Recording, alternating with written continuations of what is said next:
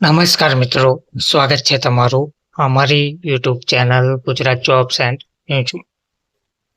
મિત્રો, 8th pay commission 8મા પગાર પંચને લઈને ઘણા લાંબા સમયથી કર્મચારીઓ રાહ જોઈ રહ્યા હતા.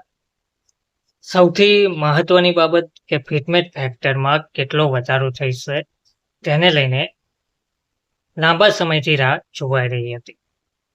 તો આખરે 8મા પગાર પંચમાં 2.86 ફિટમેટ ફેક્ટર જાહેર કરવામાં આવશે. તો ફિટમેટ ફેક્ટર એટલે શું, પગારમાં કેટલો વધારો જોવા મળશે વગેરે વિગતો આજના વિડીયોમાં આપણે જોઈએ. હાલમાં સરકારી કર્મચારીઓમાં 8મા પગાર પંચને લઈને ભારે ચર્ચા ચાલી રહી છે. આ દરમિયાન સૌથી વધુ ચર્ચા ફિટમેટ ફેક્ટરને લઈને થઈ રહી છે. ત્યારે આપણે ફિટમેટ ફેક્ટર શું હોય છે અને તેનો પગાર સાથે શું સંબંધ છે વગેરે વિગતો આજના વિડીયોમાં આપણે જોઈએ. તો ફિટમેટ ફેક્ટર વાસ્તવમાં તે ગુણક છે જેના દ્વારા સરકારી કર્મચારીઓનો નવો મૂળ પગાર નક્કી કરવામાં આવે છે. 7મા પગાર પંચ ડિસેમ્બર 2025માં સમાપ્ત થશે. તેનો ફિટમેટ ફેક્ટર 2.57 પર રાખવામાં આવ્યો હતો. ત્યારે હવે તેવું કહેવામાં આવી રહ્યું છે કે 8મા પગાર પંચમાં તેને વધારીને 2.86 કરી શકાય છે.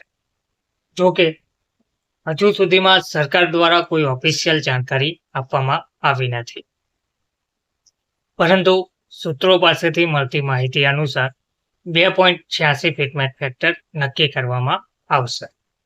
તો કર્મચારીઓના પગારમાં નોંધપાત્ર વધારો થશે.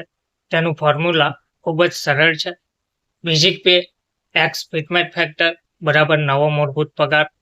ઉદાહરણ તરીકે, જો કોઈ કર્મચારીનો વર્તમાન મૂળ પગાર 10,000 છે અને નવો ફિટમેટ ફેક્ટર 2.86 છે, તો તેનો મૂળ પગાર સીધો વધીને 28,600 થઈ જશે.